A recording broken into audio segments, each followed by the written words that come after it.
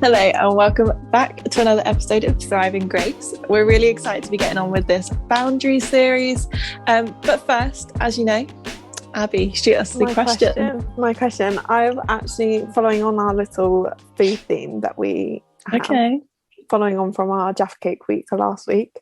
Yeah. And this is something I'm quite passionate about. And I feel like you might be. I'm not sure. Maybe I'm thinking the wrong person. But what is like your go-to donut? Oh, like that's if you a could good only have one question. donut, because I feel like it tells a lot about a person. Yeah. I remember when we were on the youth team at NSN and there was such a divide on like custard versus jam, wasn't there? Yeah, exactly. Well, near me there's this place called Friends in Need and they do the most amazing donuts, and they did this like s'mores donut and it was just so heavy with filling. It was just gorgeous, but I feel like that's not like a conventional donut. So I feel like I need to go like, what could you find in Tesco's? I think like a yum yum. Oh yes, I'd go a yum yum because I it's do kind of like like them. I feel like they're not too much. Yeah, true. You could eat a few of them. But I think I'm like, people like my mum knows how obsessed I am with just a sugar jam donut. Like beginning of lockdown last year, for weeks, I don't know why, I just got a sugary jam donut in my head, and for weeks I just went on and on about it, and I just couldn't like it was like when we couldn't go to the shops that much and all of this, so I just never had one, and I was so sad for weeks, and then finally I had one. It was like the best day was ever. It everything you dreamed of? Yeah, it was it really I just realized, I'm so glad, I just realized I've totally like abandoned my favorite donut. It just didn't hit me. You know those ones that when you go to the seaside, they're there like cooking and it's like really like oily but really like warm and doughy and sugary. Yeah, that is it. Good. I don't know why that didn't come to my head first. Oh, they are That's good. my favourite thing. Adding in some tough competition, but I feel like they're in a whole other league. They're incomparable. They're on their own. Yeah, so true. So this week we are going to be doing our final episode of our boundary series. I really enjoyed doing this series. I think it's been so much fun, and I feel like it's stuff that not often is spoken about, but it's definitely stuff that I need to hear myself, as well as being things that I'd like to share. So this week, and it's like we talk about we talk about it a lot. And this week we're going to be finishing with a big one, and that is boundaries in relationships. And I think relationships in general is a topic that there is so much to say about, and I think everyone loves a relationship. We love a relationship talk. So but for this one we're going to very much focus on boundaries, because I think me and Ellie are very passionate about relationships. We're both single, but we're very passionate about good relationships. So there's definitely more like episodes we want to go into, and we can't cover it all in this one, so we're just going to focus on boundaries. So starting off, I think what would be good is if we started with just kind of what boundaries you should have when you're like dating someone, but when you're like, getting to know someone, like the talking stage. Yeah, the talking stage. I hate that stage, or the situationship stage, or whatever it is. Yeah. What boundaries would you say are important for that stage? Yeah, I think first off, I'm so guilty of this. I know for a fact that Abby is guilty of this, so we are like preaching to the choir or whatever it is. But for gals in particular, we are so good, and when we're getting to know a guy, like, I don't know, in our head creating who they are, and I feel like as you get to know them, you start to like, I don't know, like make excuses for what they're doing. They're like, oh, that's so unlike them. Or like if you're chatting to your friend and you're like, oh, this is what he's like. And actually, like, I feel like that clouds your judgment in the sense that, like, you've made this guy in your head to be this amazing person. And then you're like, when he's not, which he inevitably won't be, because he can't be that perfect person in your head. One, you get let down. And to also, you kind of start making excuses for behaviors that you're seeing that you don't like, and actually it's like, no, that person is genuinely showing you who they are, and you need to take them for face value, and if that's not something you want in your future partner, then that's something that you need to be very clear on. So I think boundaries of the mind for us are very, very important, because I think, you know, we have some wild imaginations. Yeah, we do. And I think, you know, we like to plan ahead, and we like to see where it goes, but actually just let that person's actions speak for themselves rather than what you think they're going to be like. Yeah, so true. I think as well, like, also on the flip side of that, this is something that I've definitely learned, of like letting them prove who they are in terms of like the positive way as well. I think quite often I will like try and push someone a bit away, maybe if I'm like starting to get the feels or whatever, and you start trying to like push them away and like think of these like bad things, or you make things that aren't even negative things negative. I definitely know, me and Ellie do that a lot. It's like, they've not replied to me, this is so bad, or something like that, but it's like, you know, completely innocent, but you make it a big deal of it in your head. But actually 100%. Like let them just be themselves to you, and let them prove themselves to you, because it's like you want them to accept you completely for who you are, so accept them also for completely who they are. And I think often when people talk about boundaries, they think straight away like physical boundaries, but as you said, it's like also boundaries of the mind, and I think also boundaries of the heart is really, really important, and something that I've definitely, I think in that like pre-dating stage is more important even than the physical boundaries, because I think a lot of that is done like maybe over text and stuff. So I think in that talking stage, give yourself boundaries of not talking too much. I think that's definitely something, like you can get so wrapped up in wanting to talk to this person 24/7 because it's new and it's exciting, which is so much fun and so great and so enjoyable, but also like there's something so like wise and profound in taking it slow. And I think treating that person as your friend really kind of helps. And I think that's often something that I thought, but if I fancy someone, I don't want to treat them as my friend. Like I want them to kind of know that I like them. But I'm like, I found definitely like if you treat them as your friend, it stops those kind of what Eddie was saying about like you starting to overthink things. That's something that I've definitely found helpful in terms of that. Yeah, I think that could be like in the talking stage, it can be like all consuming. And I've definitely done things that like, I guess I haven't thought about the like consequences of your actions. Like I remember once I was talking to this guy and I didn't take a day off work. I was ill, but I probably could have gone into work. But at work, I wasn't allowed my phone. So I took a day off work. And like it's things like that. And you don't really realize that you're probably letting people down in certain areas, or you're like, I don't know, ignoring other people. And so I think, you know, if you're going to have a healthy relationship, it starts by having healthy relationships, like including like your friends and everything. Because if you just start off with that balance, it's going to be really good in your like rest of your life and going through into a relationship. I so agree. I think there's something so important about having those people around you that can keep you accountable literally from the get-go. But I also think this is something, I had a conversation with someone recently about like when you start talking to someone or when you start seeing someone, there is that like such excitement, and you kind of want to share it with like all your friends, all your pals, your aunts, your sisters and everything, like because it's so exciting. But I think actually having those boundaries with who you tell, because I think especially in those early stages, people want to put their like sixpence in, or whatever the saying is. People want to put like every opinion that they have in, because you kind of can when you're just talking to someone, where it's a bit harder if they're actually like your boyfriend or your girlfriend.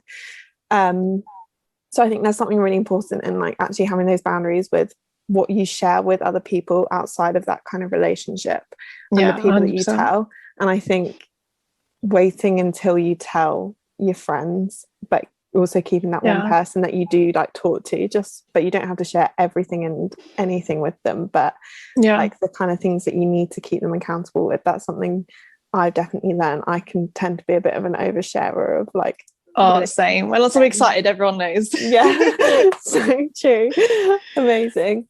So the next progression, I guess, after you talk to someone, hopefully if all goes well, is then when you're dating. And this is the big one, the big heavy one of the boundaries, that when you are in a relationship with someone, and it's something that I think literally feels like a minefield at times, and it can feel so tricky, because I think often straight away it can be like just physical boundaries. Oh, that's easy.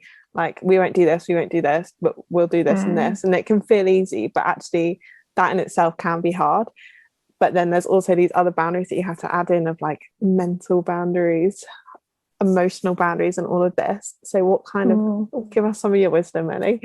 I feel like physical boundaries are like very obvious. I think it's kind of been overdone. Yeah. Like, the one thing that I would say is that I feel like, know your physical boundaries before you're in a relationship, before you're even in the talking stage. Like, me as a single woman, I know my boundaries for when I will be in a relationship, because I think if you go in not knowing, then you're kind of gonna decide what your boundaries are based on your desires at that time. Whereas now, I like, man, you know what I mean? Like, I can make them with a clear mind, knowing this is what I want, and then I think I'll hold them so much stronger when I get there. So I think that is the only thing I will say physically, because I just think, you know, everyone knows. The Bible's quite clear. So true. If you're, you know, it's the classic, like, if you're asking how far is too far, you're asking the wrong question. I always just sit there being like, yeah, but what is the right question? Tell me. What should I be asking? I'm a bit confused on it, but so I think with that, so physically, I guess, what would you like, do you have anything that you would say in that sense, and then we can move on to the more mind and I think spiritual? Physically, I'd say sometimes, I think it's obviously like preached at us a lot as Christians, of like, have the conversation when you're in the relationship of what your boundary is going to be. And like, I mean, I can't say I've done that every time I've dated someone, because it's awkward. That conversation is awkward. And the thing is, like, I think the best thing to remember is it's going to be awkward, but there's a difference of feeling awkward about it and feeling scared about it. And I think sometimes we can almost feel scared to share our boundaries with someone, of this, like, them rejecting us because maybe our boundaries aren't as far as they'd want to go. And I think sometimes then that can lead us not to have those conversations. But I think if you're afraid to have that conversation with someone, they're not the person that you should be with, because I think when you're dating someone, it's still going to be awkward. Like, that is inevitable. But you should be able to have these open conversations with that person. And I think in terms of physical boundaries, it can sometimes be that you set your boundaries and you're strong in your boundaries, you know them, you prepped it before in your singleness and this, and then you meet someone, you have this conversation, but maybe their boundaries are slightly different. And I think sometimes there can be, you feel as if you need to compromise in that conversation. But I think you should always compromise to the lesser, whether you're the lesser or they're the lesser, compromise to that, because I think you don't want to push them too far, you don't want them pushing you too far. So that was what I would say about physical. Definitely. I'd agree. And I know couples that like have had very different, you know, boundaries there, but they've always gone with the lesser ones. And like, you know, at the end of the day, you don't want them to like resent you for the fact that you push them further. And like, I agree. I think that's really important. What do you think about like in other boundaries, I guess, like in terms of mind and spiritual? Okay, spiritual wise, I think boundaries, it can be seen as a weird one, I think, and can kind of be like forgotten about, I guess, with spiritual. But because I think it's like often this thing that's like, pray with your partner, read the Bible with your partner, and all of this. And I think that is so amazing and like such good habits to have in a relationship. But I think don't let that time, like God time you have with that person, stop your own personal time with God. I think that's something that you still, there's YouTubers, Jess and Gabriel Conti, I'm literally like #1 fan, but they have literally said ever since they got married about that they have their time together, like when they will pray together, when they'll read the Bibles together, but they have their own separate God time, because there's just things that like you're like, I just want to do this on my own. And I think at the end of the day, it is still your own personal relationship with the Father, and it's that you're just joining that with your partner, but you still have your own relationship with him, which I think is like quite an important thing to remember. So you almost don't like abandon your own faith in the process of trying to like create this relationship. Yeah, I have a question for you actually. I've you know, like I watch a lot of relationship talks, and like a lot of them have been like, oh, like don't pray as a unit. Like it's not you and God against the world. Like it, you know, man, woman, God, the world. Because you haven't been united in marriage yet. And so I know a lot of people that they don't necessarily pray together, don't necessarily like do all that together. And it's really hard because I can see both sides. Like, yes, you want to create good spiritual habits for marriage, but actually like also knowing very well that you might not make it to marriage. So I guess like what do you think about that? I guess this is also where it needs boundaries almost in itself, of like how do you pray together when you're just dating. And I think it is obviously like a very personal like opinion kind of thing. Like no one can, there's no right or wrong of like, this is what you should pray about, this is how you should pray, this isn't how you should. But I think for me, how I've always taken it is like that prayer is such a big part of our faith. And there is this thing that when you're married, that's when you start praying about like kind of your life, you know, where your relationship's going.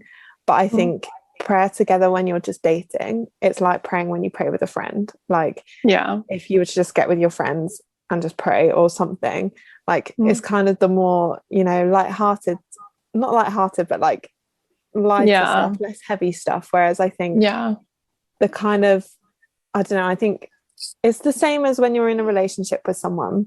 Say you've been dating for a month, you can start to get wrapped up in the Pinterest boards of like seeing wedding pictures and stuff. And if you start having these conversations maybe about like babies and stuff, and I think it's the same, you can start like predicting your future together, but then if that doesn't happen, I don't know, you start like kind of rushing into the future rather than just like enjoying the here and now. And I think it's kind of the same with prayer stuff.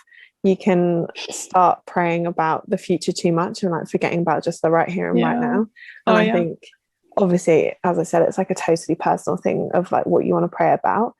And I think it's getting the boundary, of course, of getting those good habits in, because if this is the person you're going to be with forever, you're going to want those habits and routine kind of in, but also and not making it too like restricted, if you know what I mean. Definitely. And I think that leads on to like my next kind of boundary quite well, is about like, yes, you have your boyfriend or your girlfriend, but like having that gal pal you need.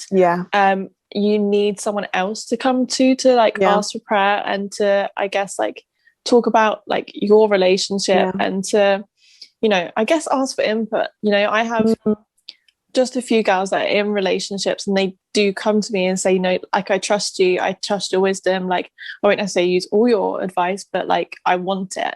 And I think it's really important to have like, not everyone, like that is a clear boundary. Like not everyone can speak into your relationship, but having, you know, people that you really trust, that you think are wise, that you think strive to have godly relationships and strive to do, you know, God's purpose and God's plan, speaking into your relationship and really kind of being vulnerable and like being able to see your relationship for what it is. Again, that is not everyone, but I think that's so important, because your boyfriend or your girlfriend can't be your everything. It shouldn't be. One, Jesus should be your everything, but like apart from that, like you can't just have your life revolving around one person, because you need community, and God so clearly says that. So true. I think one thing that I've always remembered is our youth leader a few years ago said to me, I can't remember why it even came up in conversation, I remember it being a random conversation, but he basically said that you're going to want to, if you want to spend your whole life with this person, like he was like, that's a long time, Abby, like to spend your whole life with someone, that's a long time. Like imagine you wake up next to them every single day when you're married and it's just like the same thing over and over again. Think about how and then you end up thinking back to, oh, do you remember when we were dating, that was so exciting, and then you almost like miss it. And it's like, don't get to that point and miss it. Get to that point and think, wow, that was such an amazing time, like I really value that time, but I value this time so much more because of that. And I think sometimes we can be so quick, especially as Christians, to rush to like get married, like get to the next stage. Even if you're talking, you can be so quick to like, I just want to be with this person, I just want to get married, all of this, that you then skip it. And I think there's something so amazing about like being able to really just like invest in that time. And it's the same as any relationship, not just like romantic relationship, just really investing into it. So as our last, it's not, I can't say it's the next stage because hopefully it's not the next stage, but often eventuality. Sometimes things don't work out and you and that person that you're with do break up. And I think there is an importance of having a boundary or boundaries whilst you're in that period of breaking up or in that period of a breakup, because it's an emotional time and it's an intense time. So what kind of boundaries do you think are important for that time?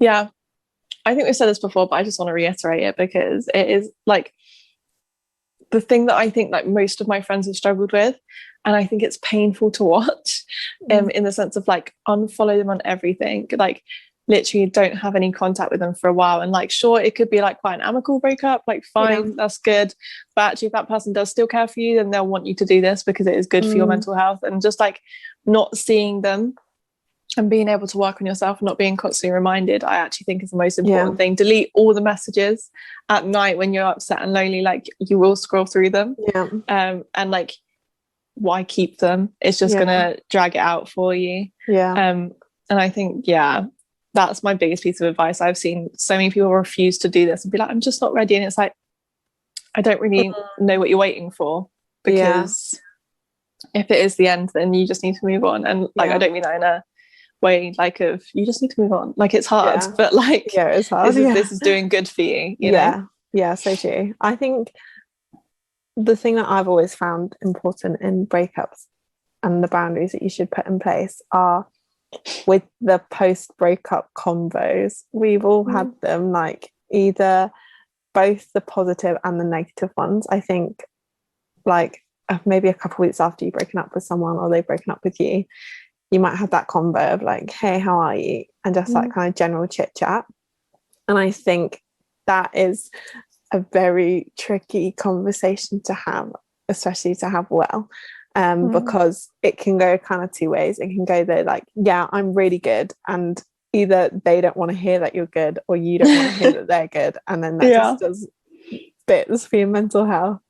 And then, or it can go the negative way, and you can kind of start spiraling into this conversation of like, I don't know, this regretful conversation, I guess a bit, is something that happens a fair amount of like, oh, I miss you, or that person like trying to plea you back, or you trying to plea that person back. And they're just not healthy conversations to be had, because I think looking back on it, you do tend to most of the time regret those conversations. And I think it is just because in that moment you're so emotional and your emotions are so high, and all you want to do is, because if this person has been like your everything for however long, and like the person that you speak to 24/7, it can feel weird to just not talk to them. So having, as Ellie said, those boundaries of whether that's like completely removing them off everything, just not because you hate them or something, but just because you have to be quite selfish in that time, I think, of like stopping that temptation, I guess. And the other conversation that can then happen is you can have these really negative conversations of just dragging it out, and argument after argument. And it's like, let the end just be the end. Like there's something that I've always found tricky with breakups of, you have so many unanswered questions, and you want, like I said to, I can't remember who it was, a friend of mine, I was like, there's just these questions. I had like 3 questions. I actually knew the questions that I'd ask if I could ask this person. And I was like, I just want to know the answers to these 3 questions. And she said to me, she was like, but do you actually want to know the answer to that?